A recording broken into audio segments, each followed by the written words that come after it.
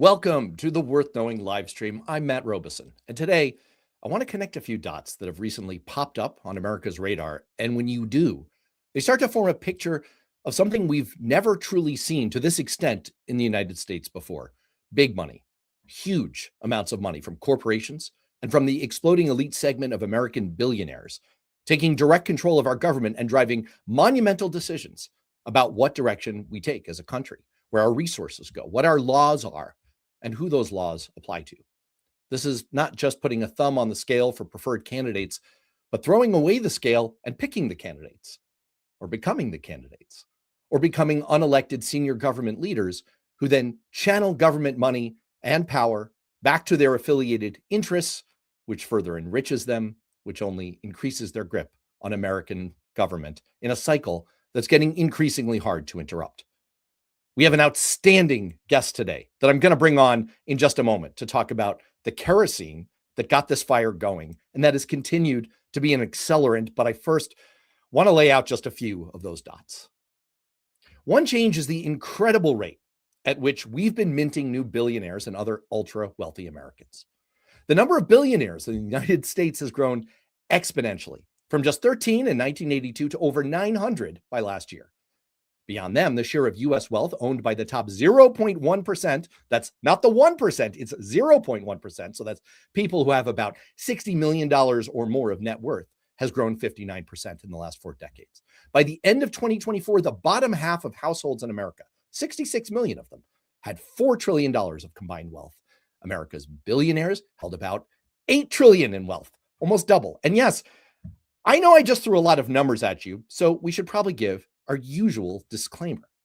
Nerd alert! It was my understanding that there would be no math. I don't even know what that means. No one knows what it means, but it's provocative. The point is that fears that the wealthy exert too much power are as old as the Republic. And it's been a recurring theme in more modern politics, from Al Gore's slogan in the year 2000, the people versus the powerful. That's a real thing. You can look it up. To Bernie Sanders' much caricatured refrain about millionaires and billionaires. But until very recently, the actual number of millionaires and billionaires and the amount of actual money they had at their disposal to funnel into politics was relatively small. Now it's not. Back when I was a congressional chief of staff and ran campaigns, you would definitely make big donors a cornerstone of your fundraising strategy, but you were fishing in a relatively small pond. Not anymore. The second dot that we should connect is how much of this incredible wealth is flowing into politics. A New York Times analysis that ran just yesterday revealed that in the 2024 election cycle, almost 20% of federal campaign donations came from just 300 billionaire families. Now, when Al Gore was running for president and saying he was all about the people versus the powerful, the share of money going into elections from the powerful, from billionaires, was just 0.3%. So it's risen 60-fold in the last quarter century. Let me tell you, as a reformed campaign manager, that when a fifth of all the dollars out there are coming from 300 families, that's 300 phone calls you have to make.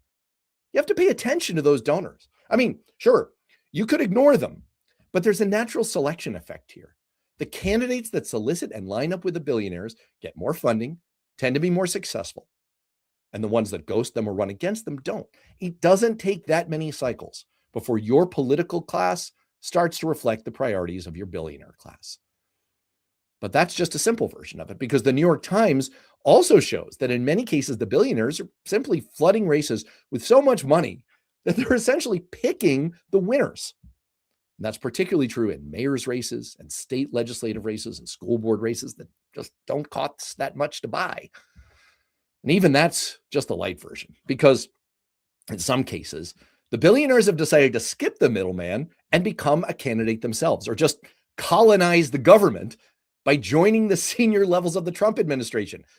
12 of his current cabinet officials are billionaires. They have like $500 billion of wealth. And that's to say nothing of the other ultra wealthy or relatively wealthy people with strong corporate ties that Trump has brought into key layers of the administration.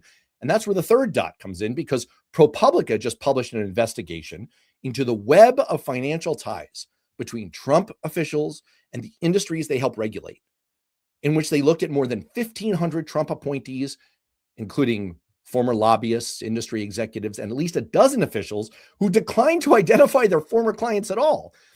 In just one example, Steve Feinberg, now Deputy Secretary of Defense, formerly ran Cerberus Capital Management, which owns companies receiving Pentagon contracts tied to the $151 billion Golden Dome missile defense project.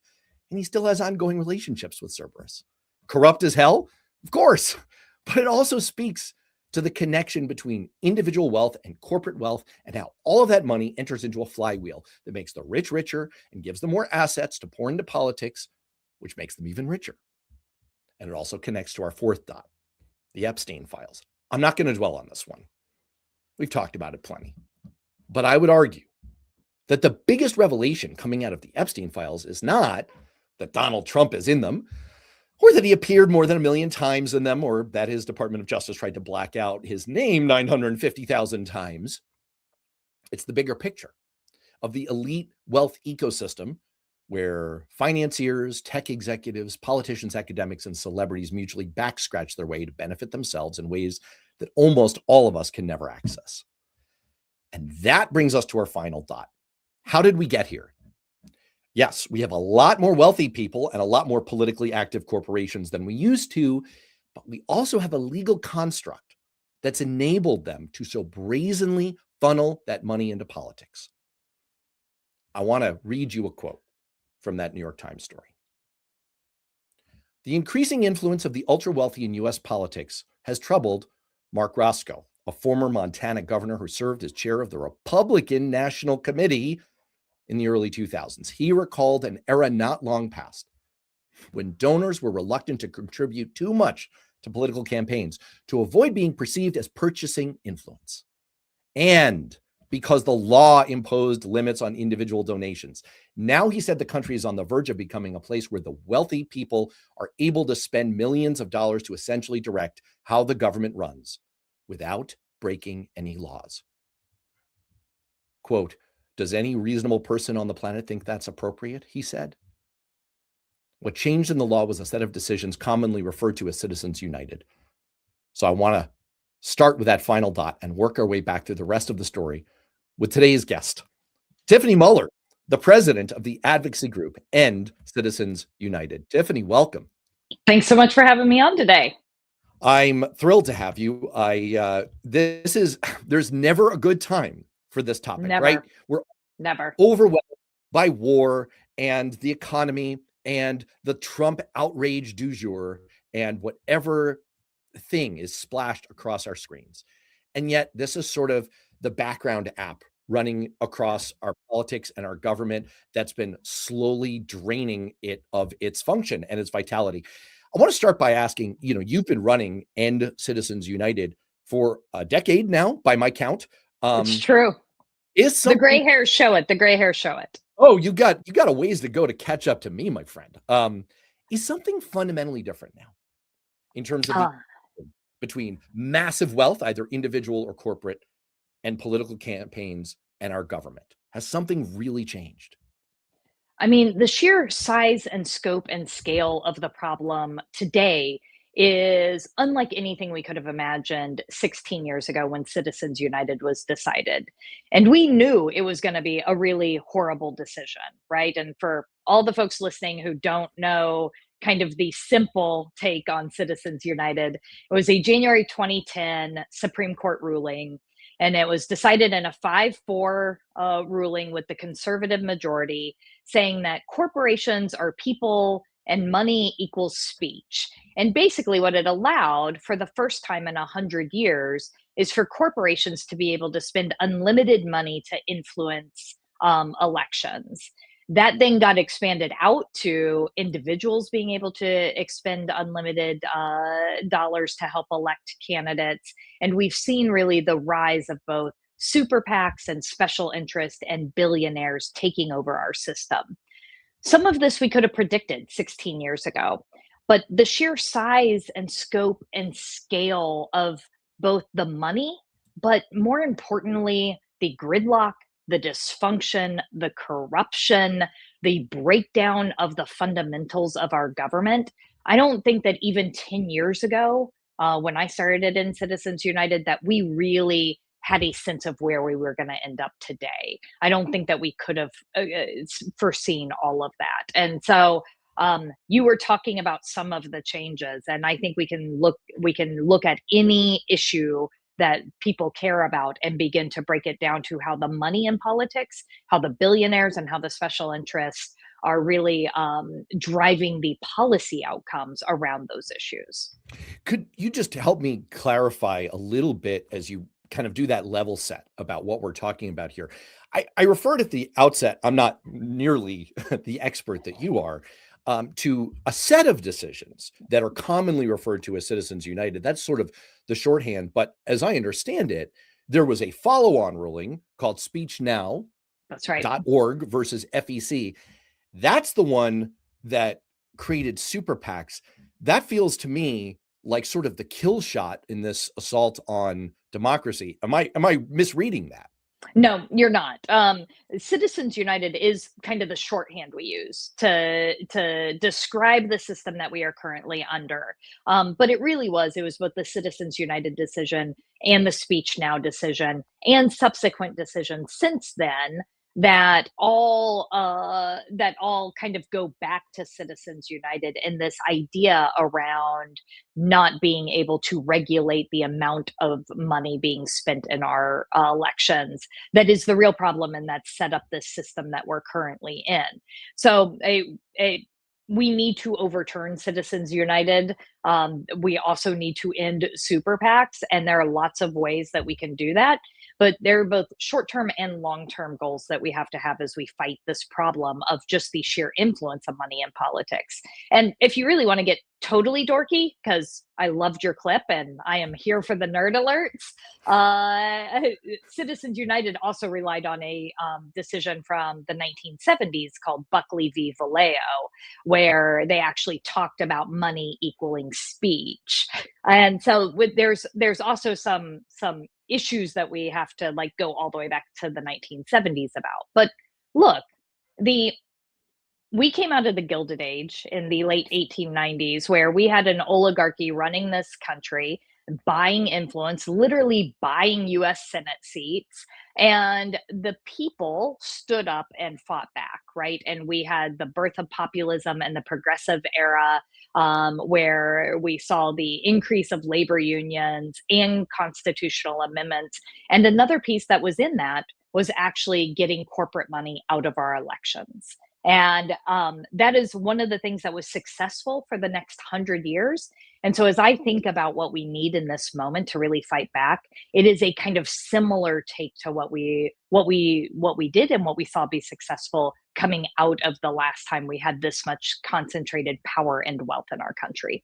I want to build on your historical reference because I could see, not necessarily now, because usually we get quite a number of dissenters in this live stream. Some of them are bots, some of them are trolls, some of them may not even be domestic bots. I like my bots to be domestic. Why are we outsourcing this industry too? Damn it! Come on, China, play fair. This is good jobs for our people. Come on, we can do with bots as well as anyone else. Yes, there are AIs who are in need right now. Won't you think of your local neighborhood AI before you outsource your bots to Putin? But I could see people saying like, well, Tiffany, you just kind of admitted that this has always been a feature of our system. And I disagree. I think that there is a palpable difference. And to me, the difference here is this has never been so far out of That's the right. closet and out of the shadows. And Yeah. there's even a kind of a historic parallel that one could draw to an ostensible democracy or republic and this amount of oligarchical control, blatant oligarchical control of power. You can find historical analogs in ancient Rome in the Senate Mhm. or in the Medicis of Florence. There are some historic examples, but I think it's fair to argue, even in the Gilded Age, that never before in the history of any ostensible republic have we seen this kind of thing.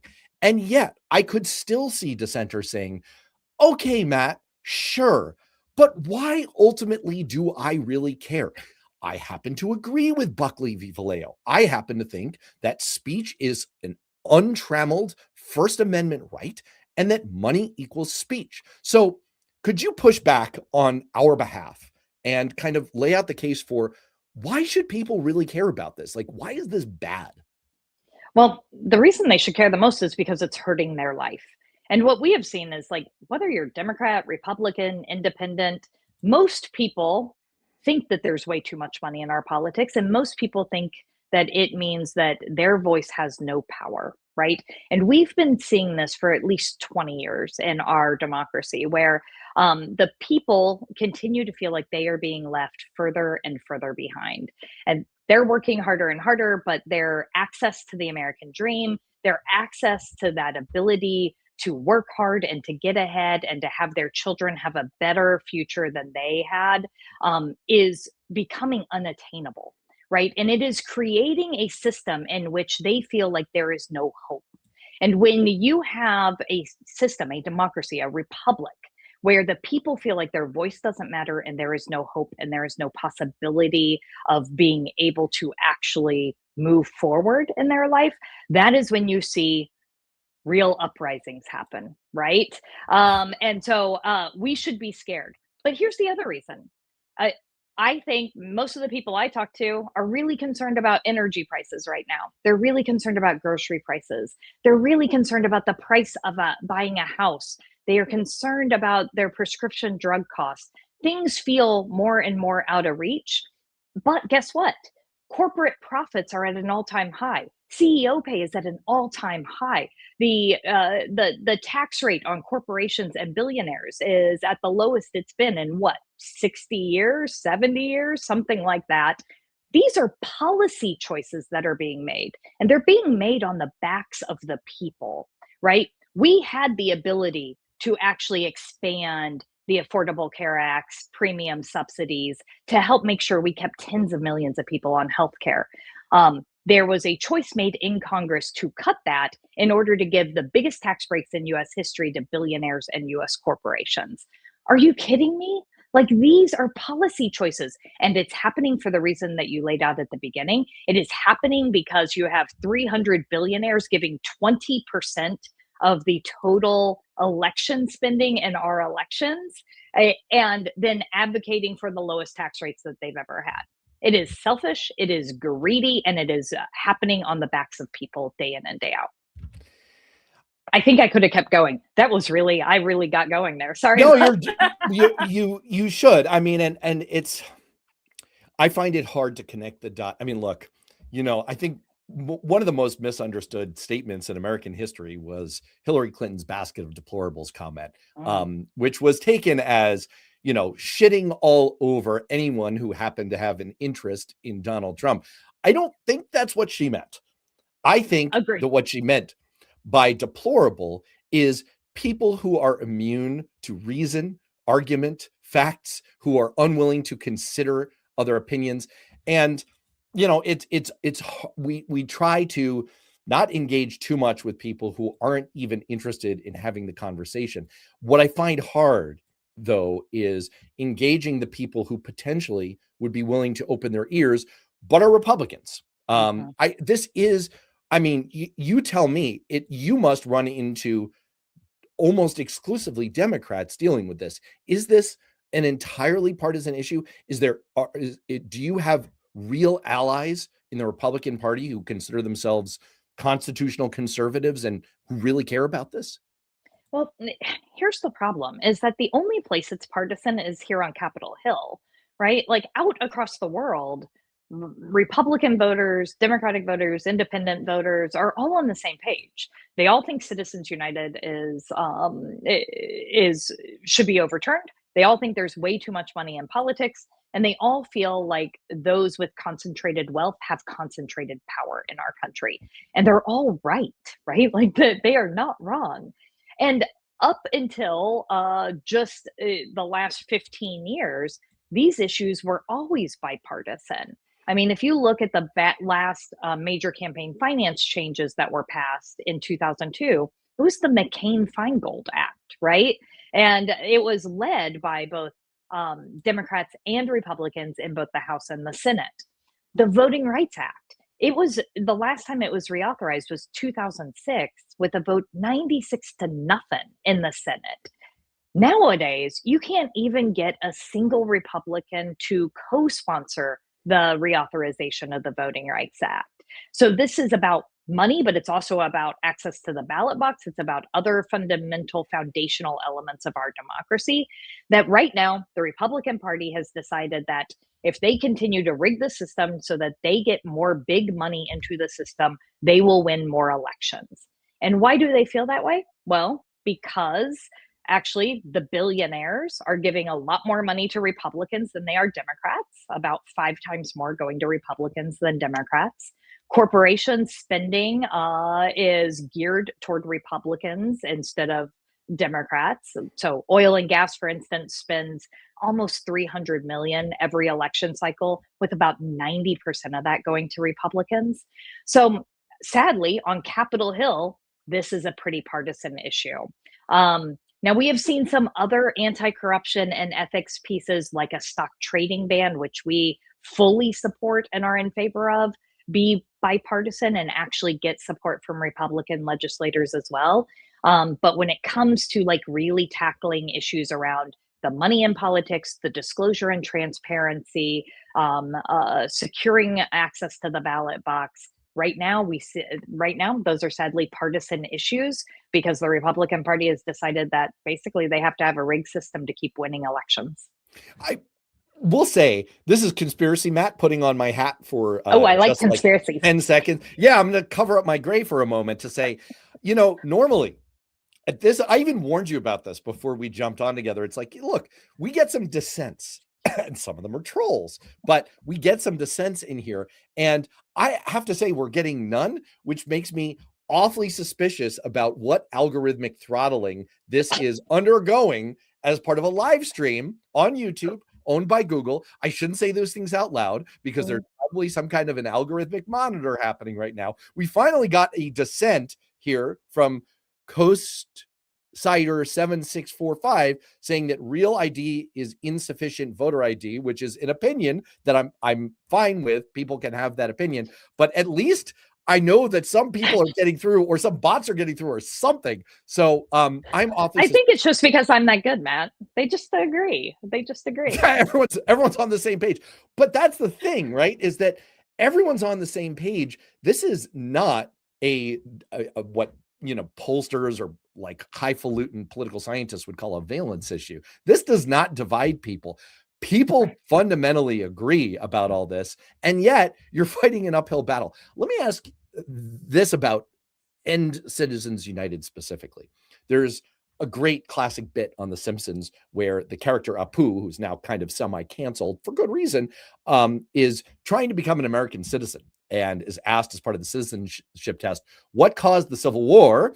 And he says, well, there were numerous factors from anti-abolitionists versus abolitionists to economic factors. And the tester just says, just slavery, just say slavery. So it seems like sometimes there is a cut through answer that covers everything. I went through a long dot connection exercise in the open where I suggested that there are a number of forces coming together to cause this conflagration of political power that's being concentrated in the ultra wealthy. Does this just come down to Citizens United? Like, is that really what lit the match here, or are there other factors? I mean, there are always other factors that go into it, but the biggest one is just, yes, money. It is money in politics. It is what is going to help someone run their campaign and get reelected. And that is often that the person with more money or more money being spent on their behalf wins the election. And so sadly, what we see is that it really is as simple as money pouring into these campaigns.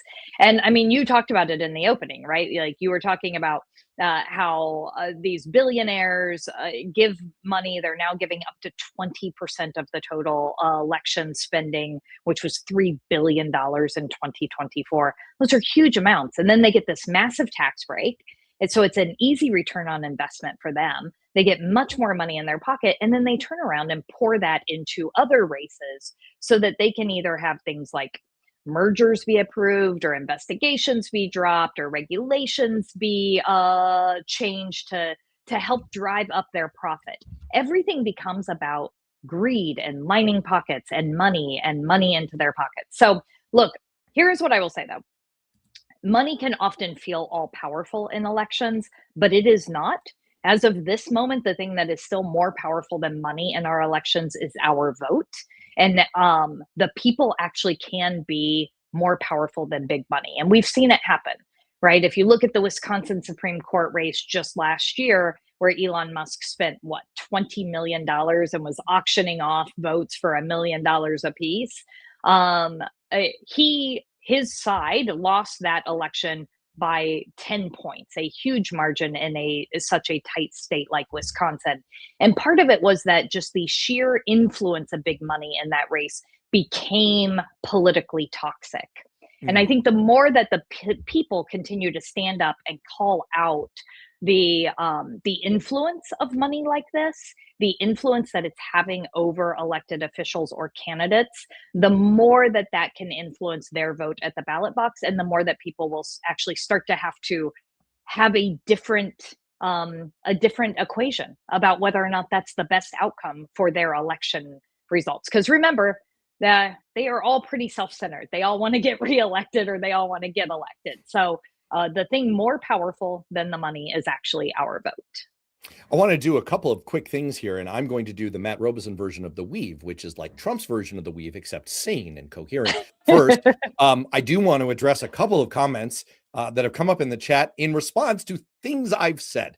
First of all, some of the dissenters have clarified. First of all, Coastsider 7645 says, I'm real. Okay, sorry, I didn't mean to bot you. You're not a bot. And 100% agree, no voter ID. All right. Okay, cool. Got it. Second, a frequent commenter here, who is also a frequent dissenter, Jason Beatrice says, I'm always here. I just don't agree with most of you. Democrats said no ICE in schools, hospital, churches, and polling areas. And that led to an interesting exchange about whether ICE has business at polling stations. There's some disagreement about that I'm splashing up on the screen. Suffice it to say that in the next part of my weave, I'm going to connect the dots here to the discussion about the SAVE Act, voter ID, and I have some notes. I actually wrote a whole Newsweek article about this last week. I have not talked about it yet because we're going to feature it as part of the Political Rehab Show this Friday. So I hope that everyone who has not yet subscribed to my YouTube channel, just launched recently, worth knowing, will please do so. Catch that channel. I have a video explainer on it, and I have criticism for both Republicans and Democrats as part of the voter ID, real ID, SAVE Act discussion. And finally, oh boy, I am actually going to land this plane. I can't believe it. You were talking before about some of these instances of outsized influence for wealthy folks in elections. You've been at this for a decade. Give me a story. Give me the most blatant story or example that you remember of big money influence, corporate or individual, on a campaign or on our government. Oh, Matt, that's so hard. I mean, there's you're like a lioness looking at a herd of zebra, and all you're seeing is stripes. There are too many examples, and I didn't even prep you on this. This is a gotcha question. Gotcha question.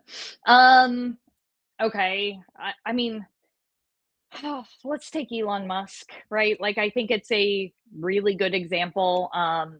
So Elon filling out pre-populated voter registration cards. That one. I was actually going to say, how about in 2024, Elon Musk spent $280 million to basically run a super PAC that was the ground game for the Trump campaign, and then was rewarded with, to your point in your opener, this made up a government job of overseeing Doge and supposedly being brought on to cut waste and abuse in our government, but really just given kind of carte blanche access to destroy any program that he wanted to. But let's look behind the scenes and see what else was happening. So he gives $280 million. He's rewarded with all of this unfettered access and power. And then what happens? But his companies actually get more no bid contracts to the tunes of billions of dollars from our government, right? And it is just, and now you see, despite all the like tit for tat that played out publicly between him and Trump, he has already started spending for the 2026 midterms. He just put $10 million into another super PAC for the 2026 midterms because he knows that his gravy train is directly connected to Trump and the Republican majority right now, right? So I think that that is a particularly good one because we all watched it play out in real time. You could look at pharma during the big negotiation in the Biden administration when we were trying to actually get prescription drugs to be able to be negotiated. And they were spending so much money, not just to influence Republicans, but honestly to influence Democrats as well, that we were only able to get 10 prescription drugs to be negotiated. 10. We pay the most of anywhere in the world. And again, pharmaceutical companies are making massive, massive profits, the biggest profits they've ever made. So there's another one. But you see it play out in small ways too. I remember when I was the chief of staff on the Hill, I'll give two examples real quick. One was I'm going to pick on the poor sugar beet producers. Sugar beets are great, but they have a vested interest in keeping the sugar subsidy in the Farm Bill. And so one of the things they did was they actually would come and meet with people and then separately, of course, give them a $5,000 PAC check. And so one of the newer Democratic members had met with them, had a great conversation, and then had gotten this money, but then voted against the sugar subsidy in the Farm Bill. And they called and they were like, "What are you doing? We came and we met with you and we gave you this money and then you voted the wrong way." And he was like, "Oh no, that is definitely not how this works. You can take your money back. And by the way, I'm no longer taking any of this kind of money because that's the pay to play politics. That is the legalized corruption that this town runs on day in and day out." So those are just a few examples. There are so many more.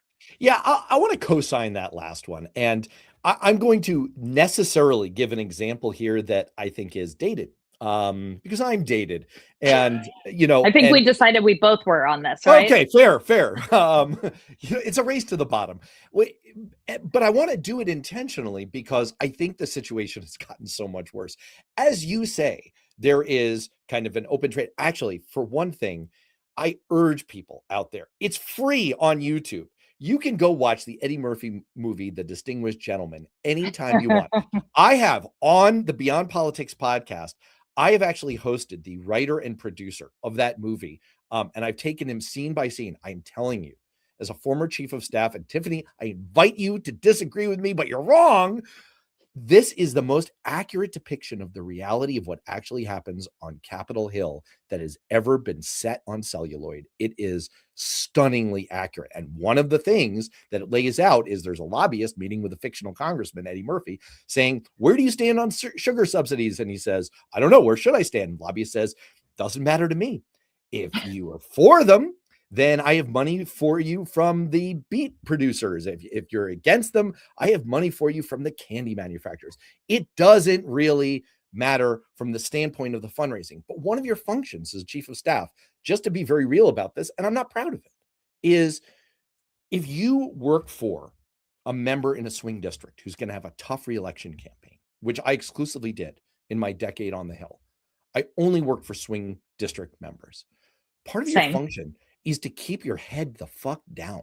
You are trying to not draw the ire of the big money groups who could absolutely destroy you and make the margin of difference in your boss's next race. You are sort of committing political malpractice to do anything otherwise. And so you think through these kinds of questions very, very carefully. If you're going to take a position on something, it's your job as the chief political officer for your boss to at least be aware of the landscape and know where does the money line up. I'm not saying it drives all decisions, but that's your job, is to point that out to your boss and to say, look, when you do this vote, it's quite possible that the candy manufacturers have a pack and they're going to come after you. Now, why is this example dated? Because it's so quaint to worry about the $5,000 PAC check, the $10,000 double max PAC check that could be coming at you for getting on the wrong side of an issue. Nowadays, with super PACs, you could be talking about the $100,000 spending, the $1 million spending. You could be in a congressional district where the ad rates are so low that a super PAC or a billionaire could easily drop a money bomb on you that just ends your boss's career. And if you don't make them aware of that in advance, it's your fault. So all of this is to say that I think the situation that I encountered and you slightly more recently encountered in your role as a chief of staff has gotten so much worse. After subjecting you to that long soliloquy, let me turn it into a question. Is this retrievable? Have we gone past a tipping point where we can do anything about this? Or is the grip, is the malignancy so far spread that we're doomed? And I know that institutionally, as the head of End Citizens United, you can't say we're doomed because your job is to undoom us. But what do you think? Well, I wouldn't be in this job if I didn't have hope, right? And it is, we are up against a mountain, right? A mountain of money, a mountain of corruption, sometimes that mountain of despair about what we are seeing in our country. But I absolutely believe that there is hope, and there is both short-term and long-term hope. I mean, first of all, short-term, we need people in office who are going to pass meaningful reforms as soon as they are in office. And there's a lot of stuff we could do with a simple vote of Congress tomorrow. But right now, this Congress lacks the political will and spine to actually get this done. So some examples. We could have full disclosure and transparency in our election spending. And what we've seen in states that have passed disclosure and transparency is that actually some of that money starts to get out of the system. More importantly, we can actually figure out who's trying to influence the voters, and you can hold them accountable, and you can make sure voters know who's trying to buy these elections. It is one of the most important tools in our anti-corruption toolbox. But right now, there's so much dark money that we actually don't even know where all the spending is coming from. But with a simple vote of Congress, we could actually get that done tomorrow. We could make sure there was a real cop on the beat. We could reform the Federal Elections Commission, which currently is inoperable. We could make sure that there was actually an agency that was investigating these issues and holding people accountable for breaking the law. We could stop coordination between super PACs and candidates. There is a ton we could do tomorrow. But a couple of things have to happen. Number one, we have to have the right people in office. So you have to have candidates who understand how this issue ties with every other important issue, who is willing to go out on a limb and actually put this front and center, and who is running on it and really talking to voters about it. And so we have a campaign called Unrig Washington. There are 173 candidates currently on board. You can go to unrigwashington.org and learn all about them. And look, it's three simple things. They agree to ban stock trading by members of Congress, because if you are a member of Congress, you shouldn't be lining your own pocket with insider information. You agree not to take corporate PAC money, because again, corporate PACs have way too big of a seat at the table every single day, and the voters deserve to know that you are working for them. And three, you agree to end the dark money in our politics, the undisclosed money. So that's it. Three simple common sense things. And go to Unrig Washington to learn more. So that's short term. Get the right people elected, pass the right laws. Long term, we need to reform the Supreme Court, and they either need to reverse themselves or we need to pass a constitutional amendment. Those are big, big things. But look, we have seen that the American people want there to be reforms for the Supreme Court. They understand that right now the Supreme Court is actually acting like a wing of a political party rather than the highest court in the land. They also understand that we need to overturn Citizens United. So over 20 states have already passed ballot measures that instruct their members of Congress to do everything possible to overturn Citizens United. So we need to just keep going and keep building that movement. we're proud to be people powered. We have 4 million members across the country. We're going to just keep growing and keep bringing people into this fight because we've seen this before in our country's history. I believe in our country's ability to get big things like this done. I'm going to, at the risk of being an absolutely awful host, like the pits, the worst, I'm going to push you a little bit. All right, let's do it. I wonder if all of that, as Lefty Gramps said, a simple act of Congress is a fallacy in the 21st century. Touche, Lefty. I also will point out that we have an actual member of the Supreme Court who is openly purchased by billionaires, like yacht trips, plane trips, new RVs out the wazoo. It does not leave me with a ton of hope for the very sensible, smart, expedient actions that you just laid out. Might the solution not simply be, for the time being, we have to fight fire with fire? Might it not be? I mean, I alluded before to kind of the kids' table version of this that I encountered 15 years ago, where it's like, well, you're going to take a side in this, so you're going to get a PAC check cut against you. So you need to make sure that you get a PAC check cut for you. So their $5,000 will kind of cancel out your $5,000. Isn't there a thermonuclear weapon version of this in the age of super PACs and billionaires, where it's like, maybe our billionaires need to line up against their billionaires. Maybe what we need is a massive super PAC fund or a massive agreement of this, the Democracy Alliance.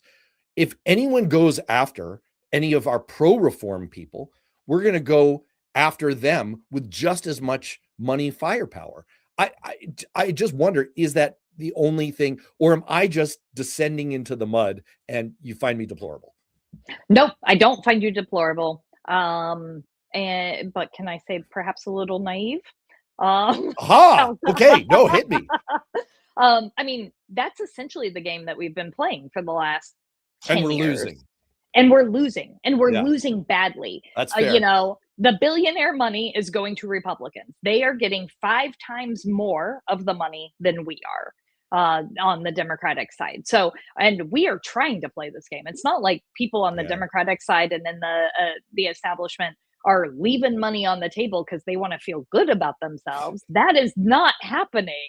We are actively going out and trying to get all the money that we possibly can. And we are losing the billionaire money by 5 times, right? So we can continue to play the arms race, but we are losing it. I am reminded of the movie The Right Stuff, where they wonder openly at the Soviet Sputnik launch, well, could it be that their Germans helped them? And the American response is, no, our Germans are better than their Germans. And what you're saying is their billionaires are better than our billionaires. Fair enough. And look, billionaires are self-interested. They want lower taxes and they want less regulation and they want to be able to line their own pockets more. And right now, the Republicans, that is their agenda. So, of course, it makes more sense that they get more of the money. Here's the other thing. The Democratic Party has put front and center these kind of reform efforts since 2018. These have been kind of like priority number 1 for the Democratic Party. And we were, we passed it through the House 5 different times. We had every single Democratic member of the Senate on board as a co-sponsor. We were so close to actually getting some of this passed that I refuse to give up. We have not always passed big pieces of legislation on the first try in this country. The Voting Rights Act, for instance, took 4 different times before it finally passed. So I am not going to give up. That is part of my role. And also, I just don't think that the continued arms race is actually getting us to a win. Listen, as a communications professional, I have to advise you not to say that you're going to give up in this fight. It's just not good for the organization that you lead so ably. In terms of the federal level, I don't know. I'm tempted. I'm tempted to go down the path of further doom scrolling here, and I think I'm going to indulge myself. I think I'm going to go there. I'm going to bum myself out for just a minute. You lift me up, okay? I'll do my best. As longtime viewers know, including in conversations with former Ohio Dem Party Chairman David Pepper and many others, I'm a firm believer that we all love David Pepper. Everyone loves David Pepper. Yeah, just give a shout out. Yeah, look, I even bought his fiction book. It's about a freaking voter file. Okay, look, I mean that's some host dedication here. You got a book? I'm a good customer. I don't have a book, but all right, I'll work on it. That's next. Well, there you go. Maybe you should write a high stakes fiction caper about ending Citizens United. Yeah, you heard it here first. Copyright. I'm more worried in a way about the state and local level than the federal level, because at the federal level, there's so much going on and there's so much money sloshing around the system. I think it's been relatively definitively shown by political scientists that there are diminishing marginal returns in high profile races to more money, more campaign ads, more billionaire skullduggery. There's much less of that at the state and local level. When the races are smaller, your dollar goes a lot further in bending the outcome. And I'm super concerned about that. I think the New York Times expose made me even more concerned. Do you agree? Are you more concerned about the state and local level? I am concerned about all of it. But yeah, I actually do agree with you. I think that there are also, by the way, nice use of the word skullduggery. Like, how often do you actually get to pull that one out? That was you know what? My Newsweek editors have kind of blacklisted because I use skullduggery. I use gobsmacked. There's a few Robisonisms. Yeah, I go to that well too much. My poor wife is like so sick of my like 10 favorite words. Anyway, go on, please. But we have absolutely seen this play out in states across the country, right? And I don't know. You were talking about Ohio. Let's talk about Ohio, right? We saw the entire First Energy campaign scandal and how First Energy was getting rate increases while also basically buying off the entire legislature and right, like the full circle of money that was going on. In Pennsylvania, you saw, Wall Street giant Jeff Yass donate more than $100 million to campaigns in 2024. And he was responsible for almost 90% of the fundraising for the Republican Attorney General candidate, who is overseeing the investigation of TikTok. Jeff Yass is a major investor in TikTok, right? Michigan, I'll pick on a blue state for a minute. You have seen both United and Blue Cross Blue Shield join forces to stop bills that would actually increase access to mental health care in the state because they know it would cost them money. In North Carolina or in Virginia, you see energy companies having way too big of a footprint. We can keep going, right? Like we can just kind of keep going down the list. Nevada, you have the hotel titan Robert Bigelow, who spent $25 million to elect the Republican governor, Joe Lombardo, who then vetoed measures that were all about protecting tenants from eviction because he opposed those measures because he wanted to be able to buy them up and have more property. So we see this in states. It's even harder to combat in the states. And it's sometimes it goes under the radar in the states how much the money is influencing the outcome. So I don't disagree with your analysis. I used to quietly say, I again, longtime viewers know that I had a very odd career trajectory where I worked in Congress and then I worked at the state legislative level. And I used to tell all the lobbyists in the New Hampshire legislature, which famously has 400 members of the state house, they make $100 a year. The state senators make $100 a year. It's like, I don't know, somehow the state does pretty well. I don't understand. But I used to tell people, it's like, you don't understand how easy it would be to just buy this whole legislature for nothing. To buy, like these state house members spend like $5,000 or $10,000 on their election. You get an absolute majority out of 200 of them. Like this is cheap. This is not hard. And I think you've seen like some of the worst things, and I've written about this in Newsweek, some of the worst things you've seen happen at the state level in the last decade are sort of the unregulated, untrammeled legalization of gambling in our pockets, cannabis on every street corner. Why? Because there is a slosh of big money that's going into very small races, and it just has this cascading effect. And before you know it, we have de facto legalization of our most dangerous vices. So now I sound moralistic and holier than thou, and I don't mean to. I like to gamble occasionally, whatever. But this is essentially the upshot of all this. Well, all right. and Go, talk about gambling, right? We now have these prediction markets that are completely unregulated. And I don't know if you have followed this, but like my understanding, and I don't dabble, but you can bet on Can I guess where you're going? Can we do like 5 seconds of telepathy? Okay. We've not prepared this. We've not prepared this, right? Okay.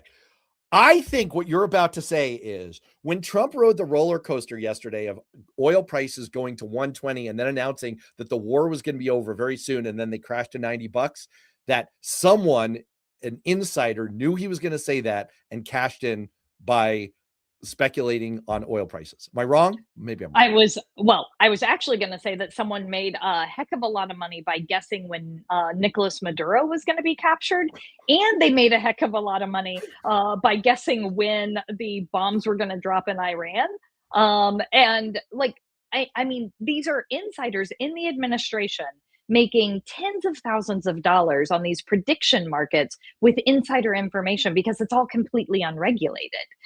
So yes, there's also like that kind of insider trading happening and the stock trades that we see. But these prediction markets also are things like, well, I think Nicolas Maduro is going to be captured on a Tuesday at 7 p.m. And if I guess right by chance, I just happen to get $46,000 or something like that. And this is the kind of like manipulation and corruption we're seeing happen on a daily basis now. First of all, I almost never disagree with our frequent commenter, Amethyst Peony, who is a total gem. I do beg to differ with you, my friend, on the contention that cannabis is not dangerous. Again, I don't mean to sound like a square man, but I wrote a whole Newsweek piece about this. I have a whole video about it. I'm going to pop it into the chat at some point here. I would like to submit my, a few facts on this. And you could disagree with me.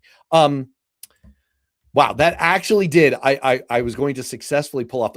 My weave is back. I was going to say, viewers who were part of the discussion I had with my old Capitol Hill friend, Ann Kim, who wrote the insanely amazing book, Poverty for Profit, about the big corporations that are making stacks of money off of implementing programs for poor people in America. There is a direct line between that conversation and this conversation. And it doesn't have to just be about legalizing vices and cannabis and gambling. It's far more pedestrian things that we don't think about, like dialysis services and pawn services and all kinds of programs that your tax dollars and my tax dollars pay for, and these corporations make unbelievable profits out of, and they do them terribly, and the services are not good, and they're never ever booted, they're never ever audited. Why? Because they've completely captured the government. Again, I'm not pretending that government capture by corporate forces is something new. I'm just, to bring this full circle, saying that this is at a level and at a brazenness and an openness out in plain sight that we've never seen, which really does lead me to the fear that things have just gone so far that the genie can't be put back in the bottle. But you do tell me that if we can avoid a Trump 3.0 with a successor in 2029. And if we can, I hate to say it, but get a Democratic majority back in Congress, we could do something about this. Yes. So let me ask you this. We had one of those a Yes. few years ago. I wrote in Alternate and Raw Story that I would be willing to, and in fact would insist on blowing up the filibuster to pass what became HR 1. That's right. What became, kind of our last ditch attempt. That attempt floundered. I had some notes on it. I thought maybe it became a little bit too much of a Christmas tree. I know you were involved with that. Do you think we will be more successful next time? Do you think we can actually, if we get the syzygy to line up again of the presidency and the House and the Senate and enough reform-minded members of Congress, can we actually do this? Can we pass a cleaner version, a better version of what we tried to do 5 years ago? Yeah, I mean, I'm glad you brought this up. I mean, this is part of what I was talking about a few minutes ago. We were so close to passing that, right? And it had started with electing a wave of reformers in 2018.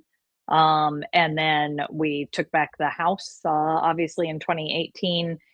We passed HR 1 through the House in 2019. It went to Mitch McConnell's Senate and died.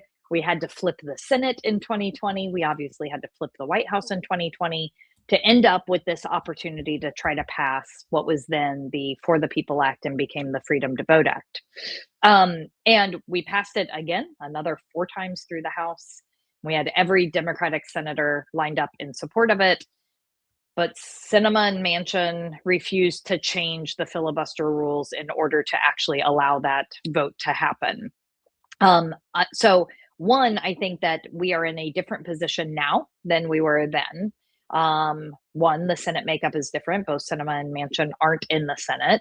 But number two, we are seeing these we are seeing corruption and attacks on the foundations of our democracy that I think shock even all of us that were paying close attention and understood what was at risk in 2020 or even after January 6, 2021. So I actually think that it is going to be an even more urgent and critical need to be able to pass this. Remember, we were coming out of a pandemic. We also needed to do the Inflation Reduction Act, right? Like there were so many big things that our country was facing at that point in time. I think that the threats to the foundations of our democracy, we are seeing that in very real time. And I think that there is a concerted understanding about that we really need to go address and shore up those guardrails of our democracy. So yes, but we have to do the hard work to get there, right? Like we can't just leave it to chance. And that is the piece that we are working on day in and day out, is to actually set it up to where we make sure that we are creating both the momentum and that we have the right people in office to get this done when we have the chance. All right. Well, I will say, because there's an active conversation going on about cannabis in the chat right now, I will definitely get back into that with anyone who's interested at a future time. I am ears wide open for other perspectives on that, including the always incisive observations from Amethyst Peony. Let me get you out of here on this. People have made much of the capture of Nicolas Maduro as an unprecedented taking of a foreign leader. But I would argue that the greatest capture of a foreign leader was Emma Hayes. What do you think about the upcoming prospects for U.S. domination, both in the men's and then the ensuing Women's World Cup? I know you're a soccer fan. I love that this is what we're ending on. This is amazing. Yes. Look, there is nobody better than Emma Hayes, and the U.S. women's soccer team is in such good hands. And the talent, I mean, we started going to the Women's World Cup in 2011 and have been to every Women's World Cup since, and are raising our daughter up right by taking her to all the Women's World Cups. The U.S. is the team to beat in Brazil in 2027. You heard it here. I think that we are going to absolutely be gelling and have the chemistry, and we have such incredible young talent on the team. It is also hard to see kind of the passing of like the team that I first kind of was so passionate about, and all the folks that have retired, and so many of my sheroes. But it's incredible to see the foundation that they leave for so many young women, and the growth of the sport is just incredible, right? And here in DC, the Washington Spirit games are incredibly amazing to go to. And so, if folks haven't been, turn out, support Washington Spirit or whatever team you are closest to. And yeah, you heard it here. We're gonna get that. We're gonna get that next star on our shield. We are I ready. believe you. I believe you. And I have a mea culpa for people. I have been a U.S. men's national team fan for 30 years. I have gone to countless in-person matches. I actually, in 1995, like there were people abandoning cars on the side of the road because, of course, when we play people from other countries, they care. We don't. They care a lot. But so I will go ahead and admit that my first focus is USMNT for the time being, because, that's what's on our plates right now. But then after that, I am looking forward to turning my focus and getting revved up for the WNT. And I will say, as a former coach of my daughter's soccer team, I am thrilled and amazed at the upswing in the game, the interest in young female athletes. And the only thing I'll say out there, if any of this has vibed for you and you are perhaps a young female athlete, FIFA has done exactly one thing right in all of its existence. It created the FIFA 11 Plus program for ACL tear prevention in young female athletes. I implore you, check it out. It is so effective. We don't have to have the scourge of ACL tears in girls that we are currently seeing. It's preventable. It's avoidable. So do that and stay away from cannabis, whatever Amethyst says. My goodness. Yeah. Okay. Lefty, listen, I'm not a cannabis hater. I just, I have some stats that disturb me, but we'll get into that another time. Tiffany, absolutely delightful to have you on the show. I really appreciate it. And looking forward to having you back eventually, someday, when we're finally going to talk about reefer madness, when we talk about billionaire madness. I'm looking forward to getting there with you. Well, as am I. I'm happy to come back anytime. Thanks so much for having me on. And if anyone wants to check us out, you can go to endcitizensunited.org and please come join the fight. Absolutely. And I'm splashing that up on the screen. They do take donations, folks. And I know there's a little irony in that, but goodness knows it is worthwhile and a very, very worthy cause. And I will say, as I kind of promoted earlier, we do have a new episode of the Political Rehab Show coming up on Friday. So for all those who haven't subscribed yet, please do. Worth knowing on YouTube. And in the meantime, whether it's this Friday, next week on the live stream, we might have the ProPublica reporters on next week to talk about their deep dive into that database of Trump admin people. So I hope people will hang on for that. In the meantime, stay safe, be well. We'll see y'all soon.